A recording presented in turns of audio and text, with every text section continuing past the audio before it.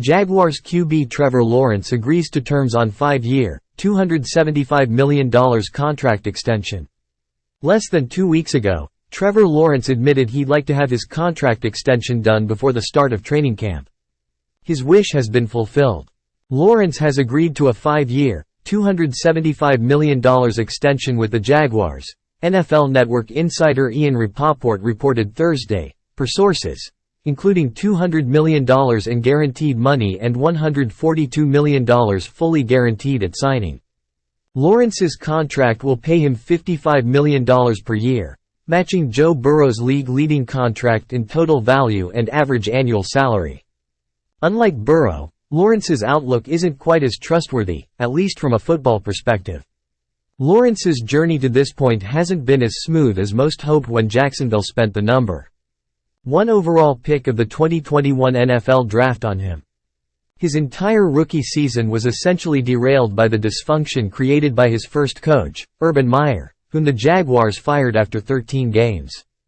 Doug Peterson helped Lawrence get back on track in 2022, and a second-half sprint, including 7 wins in the Jaguars' final 9 games, led to a 9-8 finish that earned Jacksonville a trip to the playoffs for the first time since the 2017 season.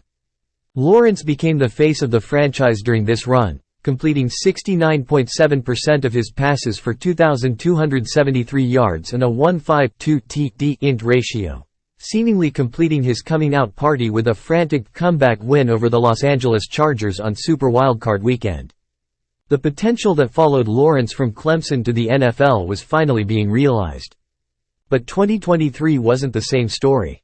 Jacksonville consistently lost on the margins, and Lawrence's numbers suffered accordingly, finishing with fewer touchdowns, a lower passer rating and more interceptions in 2023 than he did in 2022.